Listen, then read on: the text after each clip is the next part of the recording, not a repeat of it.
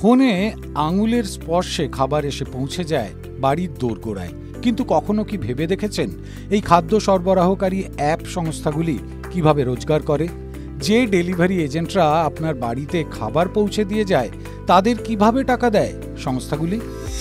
জোম্যাটো, সুইগির খরচ কোন কোন খাতে?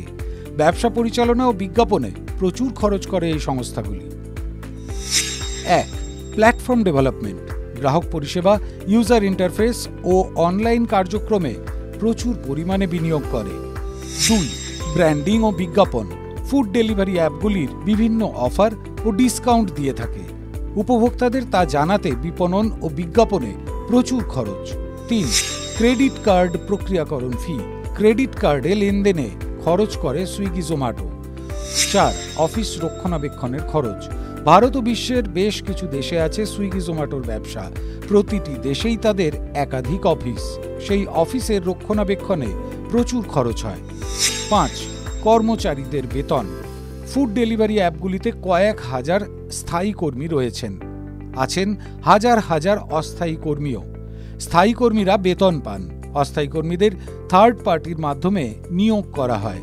স্থায়ী ও অস্থায়ী দু ধরনের কর্মীদের বেতন দিতে মোটা টাকা খরচ অ্যাপ সংস্থাগুলির। 6. আইনি এবং অ্যাকাউন্টিং মূল্য, নানা আইনি জটিলতা সামলাতে জরিমানা, একীভূতকরণ, অধিগ্রহণ ও লাইসেন্সের জন্য আর বিভিন্ন কর বাবদও মোটা টাকা খরচ হয়। এত সব খরচ করেও কিভাবে আয় করে এই সংস্থাগুলি জানেন? সুইগি জোম্যাটোর আয় কোথা থেকে? বেশ কয়েকটি উপায়ে আয় করে এই ফুড ডেলিভারি সংস্থাগুলি। 1. ডেলিভারি চার্জ, আয়ের প্রধান উৎস হল ডেলিভারি চার্জ। সুইগি বা জোম্যাটো গ্রাহকদের থেকে একটা নামমাত্র ডেলিভারি ফি নেয়। চাহিদা বেশি থাকলে বা প্রতিকূল আবহাওয়ায় বাড়ে এই চার্জ। 2. কমিশন, আয়ের আর এক বড় উৎস কমিশন। খাদ্য সরবরাহের জন্য রেস্তোরাঁ থেকে কমিশন নেয় সুইগি, জোম্যাটো। অর্ডার পিছু রেস্তোরাঁগুলি 15 থেকে 25% কমিশন দেয়। 3. বিজ্ঞাপন, সুইগি বা জোম্যাটো অ্যাপ প্ল্যাটফর্মে বিজ্ঞাপন থেকে মোটা আয় করে। রেস্তোরাঁগুলির সঙ্গে বিজ্ঞাপনী অংশীদারিত্ব তৈরি করে বিভিন্ন সংস্থা, অ্যাপে তারা অগ্রাধিকার পায়। সুইগি বা জোম্যাটোর আয়ের একটা বড় অংশ আসে বিজ্ঞাপন থেকে। 4. সদস্যতা মূল্য, সুইগি ও জোম্যাটো সাবস্ক্রিপশন বাবদ মোটা টাকা আয় করে। 5. ক্লাউড কিচেন, ক্লাউড কিচেনের পরিষেবা থেকে মোটা আয় হয় সুইগি জোম্যাটোর। সুইগি জোম্যাটোর আয়ের অন্যতম উৎস এই ক্লাউড কিচেন। 6. আর্থিক প্রতিষ্ঠানের অংশীদারি, সিটি ব্যাংক, HSBC, ICICI ব্যাংকের মতো আর্থিক প্রতিষ্ঠানের সঙ্গে টাই আপের মাধ্যমে উপার্জন করে সুইগি ও জোম্যাটো। এক্ষেত্রে উভয় পক্ষই লাভবান হয়। 7.